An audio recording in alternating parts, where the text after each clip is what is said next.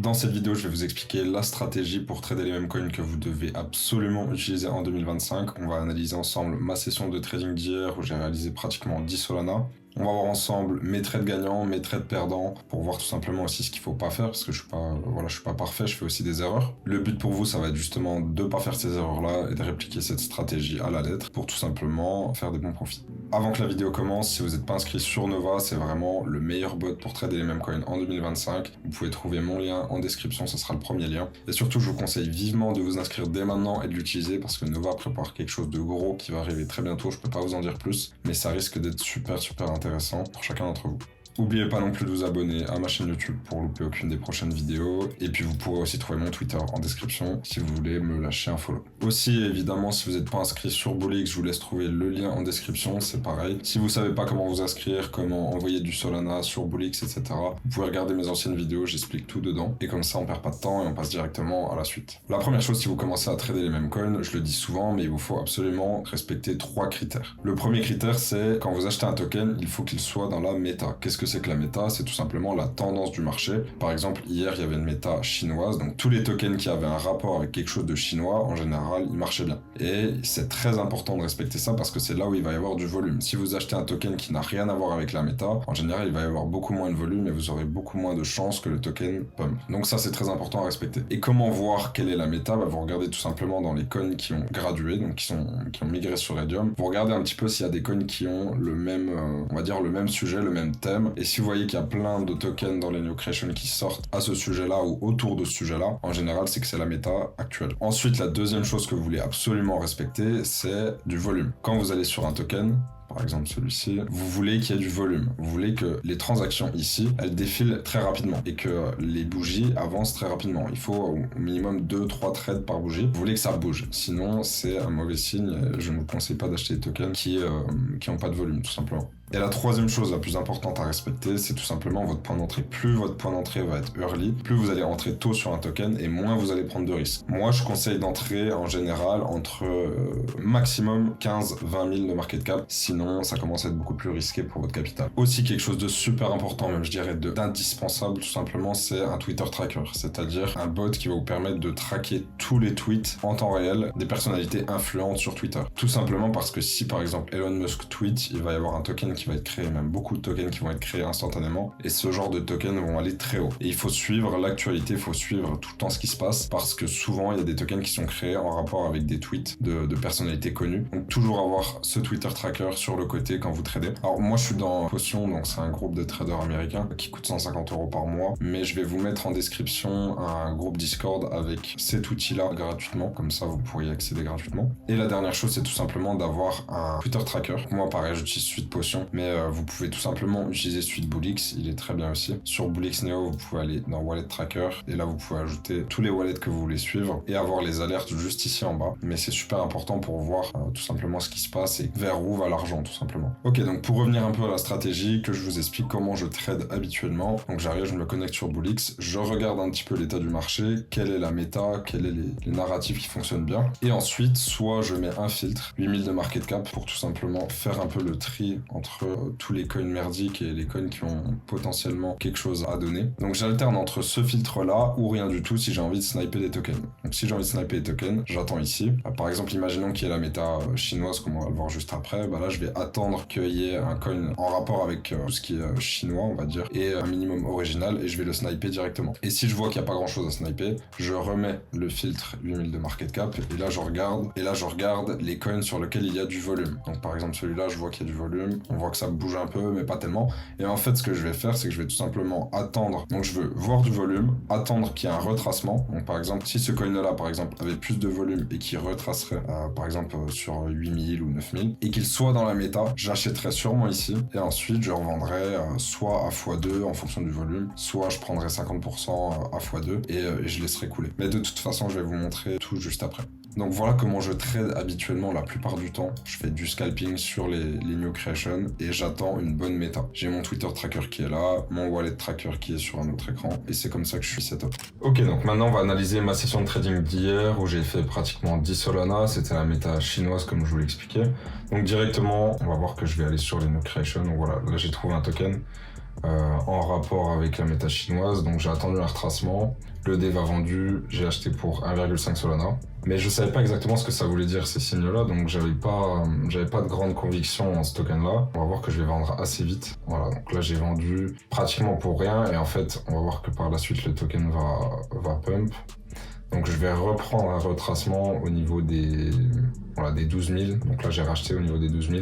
Toujours beaucoup de volume, donc on voit qu'il y a beaucoup de transactions. Et là j'ai vendu sur la chute, j'ai un peu FUD le coin. Donc j'ai fait 107 € de profit. Ensuite je suis allé sur Mask, le premier accessoire chinois, je trouvais ça marrant. Donc pareil, j'ai vu qu'il y avait pas mal de volume, c'était dans la méta. J'ai checké un peu les holders si c'était pas suspect. Donc là j'ai attendu un retracement et j'ai acheté pour 1,5 Solana, ici aux alentours des 10 000.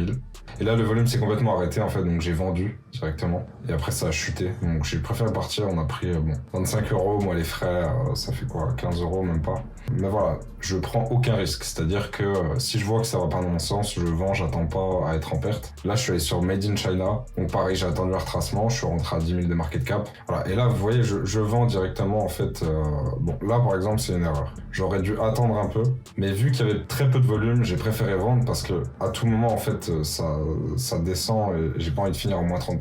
Donc quand c'est comme ça, je préfère vendre directement et passer à autre chose. Comme ça je suis pas en perte, je suis quasiment jamais en perte. Donc là je suis allé sur Guan Yu, je sais pas trop comment ça se prononce, quelqu'un de célèbre en Chine, de ce que j'ai compris. J'ai vu qu'il y avait pas mal de volume, pareil j'ai attendu un retracement, toujours la même chose. 10 000 de market cap, donc j'achète. Là toujours je me prépare à vendre au cas où ça va pas dans mon sens. Là on voit que ça pump, donc beaucoup de volume. Donc là en général soit je prends 50%, soit je sors directement à 100%. Voilà, là j'ai pris 50% il me semble. Ouais, j'ai pris 50% pour sécuriser ma mise. Ok, ça repump. Mais là, la tendance, elle est un peu en train de s'inverser. Et je pense que je vais vendre ici. Voilà, je vais vendre ici. Et après, on a vu que, si je reviens en arrière, on a vu que le coin a dump beaucoup plus bas parce que la tendance s'est inversée en fait. Donc j'aurais dû prendre mes profits plus haut, mais bon, je m'en tire quand même avec 182 €. Donc c'est plutôt pas mal, en vrai c'est des scalps rapides comme ça. Donc ensuite je suis allé sur Doggy Style. Sur celui-là, il me semble que j'ai fait pas mal de profits. Voilà, donc là j'ai fait un truc qu'il faut pas faire, j'ai acheté à peu près au top. Bon, on n'était pas très haut, on était à 11 000. J'ai acheté un tout petit retracement comme ça parce que je trouvais le même très très fun et avec la méta je savais que ça allait bien marcher. Donc j'ai acheté à 11 000, j'ai attendu, le coin a pump. Je vais prendre 50% ici. Donc là on va dire que j'ai sécurisé ma mise et là le token a migré. Ok.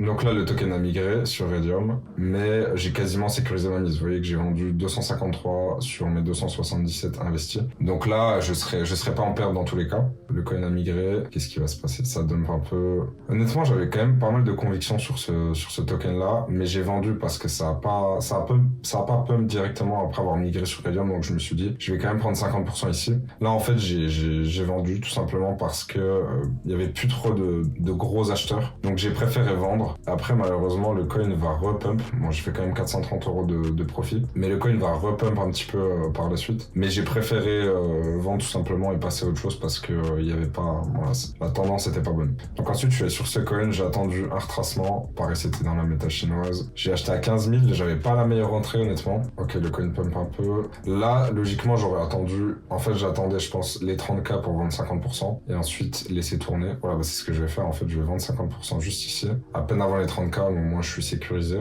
Donc là je regarde si le coin a déjà été fait et je vois qu'il avait déjà été fait il y a 4 heures. Donc je préfère vendre en fait maintenant directement avant que les gens s'en rendent compte et vendent tous leurs bags. Et là on voit que le coin il chute, donc j'ai bien fait de vendre et je m'en sors quand même avec 138 € de profit. Ensuite je suis allé sur ce coin là, c'était en rapport avec Elisa, un coin qui avait très bien marché.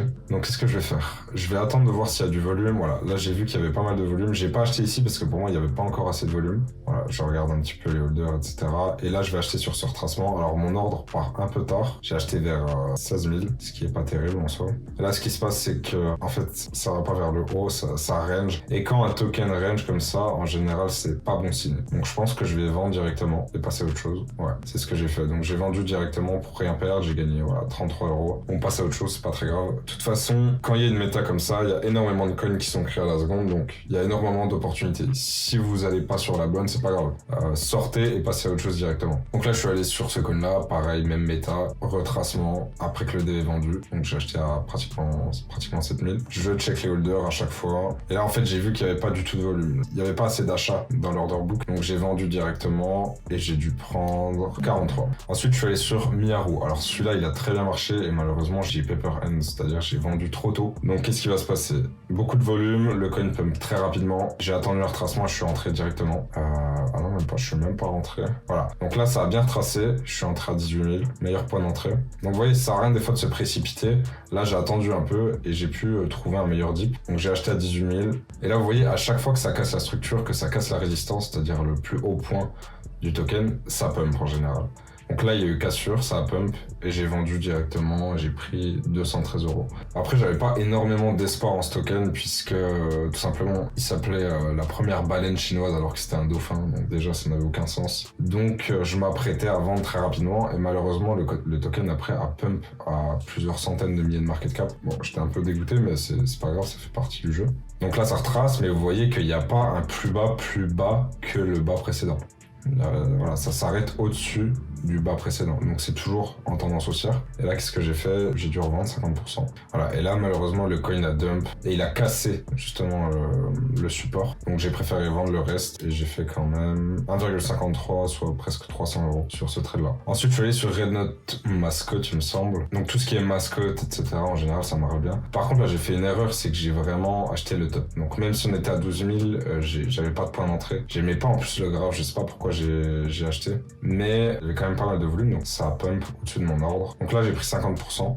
Le coin a pump, donc on est déjà en profit de 20 € et on a sécurisé notre position.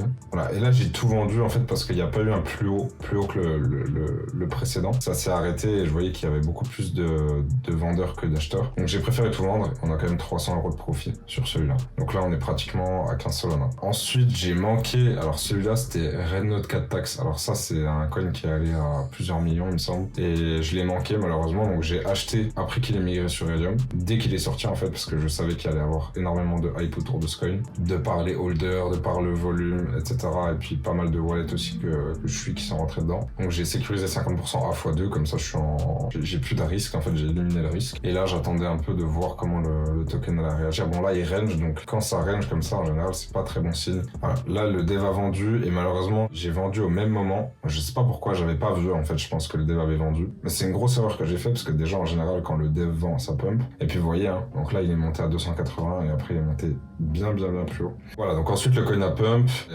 Bon, j'ai voulu un peu revenge trade, donc j'ai attendu le retracement et je suis entré ici. Ça va plutôt bien se passer dans le sens où ça va remonter assez rapidement. Sauf que là j'étais trop gourmand, je voulais que ça dépasse les 300 000 et en fait j'ai pas vendu. Donc j'ai été trop gourmand. Donc là voilà, ça a cassé ce support là, je me suis dit allez, je vends. Donc j'ai pas fait énormément, je fais 187 en tout sur ce token, mais j'aurais pu faire bien mieux. Donc c'est aussi bien de voir les erreurs qu'on peut faire et de revoir ces trades, c'est super important pour apprendre simplement de ces erreurs et ne pas les répéter. Ensuite je suis allé sur GiveData, pareil, celui-là il est allé très haut et j'ai FOMO en fait, donc voilà, là j'ai vraiment mal tradé. J'ai voulu acheter ce retracement là mais j'étais trop en retard, donc ça m'a fait acheter au top. Ensuite il y a Linz, un trader que je suis qui a vendu et là c'est parti vers le bas, je me suis dit allez, je coupe mes pertes, donc là vous allez voir je vais vendre là. J'ai perdu 70 sur celui-là. J'ai très mal tradé en fait sur celui-là. Donc ensuite je suis passé sur ce même coin là. J'ai acheté, donc je suis allé voir un peu ce que c'était sur Twitter. J'ai acheté un dip, donc pareil aux alentours des 10 000 de market cap. Honnêtement je pensais qu'il allait faire mieux parce que c'était dans la méta, c'était voilà le même coin, le caractère était sympa. Mais voilà, j'ai coupé mes pertes très vite. Vous voyez, je remets. Là ça allait pas dans mon sens, ça a cassé la tendance. J'ai pas attendu que ça aille très bas. Voilà, dès que ça arrivait à mon niveau d'achat, j'ai vendu et j'ai perdu 34 €. Et vous voyez que je regarde à chaque fois, je suis sur les new creation et je regarde à chaque fois le nombre de holders. Si je vois par exemple là j'ai vu qu'il y avait 15 holders, j'ai vu qu'il y avait du volume. Là il y a un wallet que je suis qui a acheté. C'était dans la méta. Ah non, celui-là était pas dans la méta justement. Mais j'ai quand même acheté, il me semble. Donc voilà, j'attendais un retracement, j'ai acheté et à mon avis, ça va pas très bien se passer d'ailleurs. Voilà, je trouvais le même sympa. Mais pareil, là, ça a cassé la tendance, donc je vais directement vendre en fait. Je vais pas attendre de perdre plus que ça. Ah, j'ai attendu quand même un petit peu. Voilà, j'ai vendu parce que bon, il y avait plus de pression à l'achat, donc j'ai préféré vendre. Voilà. Ensuite, je suis allé sur Rednote. C'était un dérivé de l'officiel Rednote qui avait fait plusieurs millions de market cap. Donc, c'était un peu une vanne par rapport à ça. J'ai attendu un retracement à 7000. J'ai acheté ici. Ensuite, ça a bien pump. Il y avait beaucoup de volume. J'ai check les holders vite fait. Là, je pense que je vais attendre 14 000 et je vais prendre 50%. Ok, donc là, je vous explique pourquoi j'ai vendu. Il y a la tendance. Ici, il y a les plus hauts, toujours plus haut que le précédent. Des plus bas, toujours plus haut que le précédent. Et là, on a un plus haut qui est plus bas que le précédent. Et on voit que ça casse la tendance. Donc là, à partir de ce moment-là, je préfère vendre directement plutôt que d'attendre que ça revienne à mon point d'entrée initial. À part si vous pensez que c'est le même coin de l'année, que vous avez énormément de conviction en le token, je préfère vendre. Donc là, je vais vendre directement. Et on voit que ça part plus bas juste après. Et j'ai quand même fait 119 sur celui-là. Ensuite, ça c'est le dernier trade que j'ai pas pu record malheureusement, mais c'est celui qui m'a fait monter à 16.33 sols. Donc pratiquement 10 sols en une après-midi. C'était pareil, sur la méta chinoise, c'était une IA, je crois, qui s'appelait Lucie. Donc voilà, j'ai acheté sur un retracement à 15 000, c'est monté à pratiquement 70 000, et j'ai vendu à 4 reprises. Je pense que j'ai pris 50% à x2, et ensuite j'ai vendu sur des pics. Et je m'en sors avec 368 $, soit pratiquement 2 Solana. Donc voilà, vous avez vu que j'ai pas que des trades gagnants, je fais aussi pas mal d'erreurs, mais je suis encore en train d'apprendre comme tout le monde, c'est l'objectif. Et c'est super important de revoir tous ces trades. À chaque fois, je vous conseille de le faire après une session de trading, de retourner, d'aller ici dans l'historique de votre trade et de retourner voir tous vos trades pour voir les erreurs que vous avez fait ou ce que vous avez fait de bien aussi pour tout simplement vous améliorer. Voilà, donc c'est à peu près tout pour aujourd'hui. Vous avez toutes les clés en main pour réussir à scalper les mêmes coins. Rappelez-vous des 3 critères les plus importants, à savoir qu'il y ait du volume, que vous ayez une entrée early et que vous soyez dans la méta surtout. C'est vraiment les 3 choses qu'il faut que vous reteniez de cette vidéo. Aussi, je vous recommande encore une fois de trader avec Nova, c'est vraiment le meilleur bot actuellement. Si vous savez pas comment l'utiliser, je vous invite à regarder ma dernière vidéo où je vous explique de A à Z comment utiliser le bot.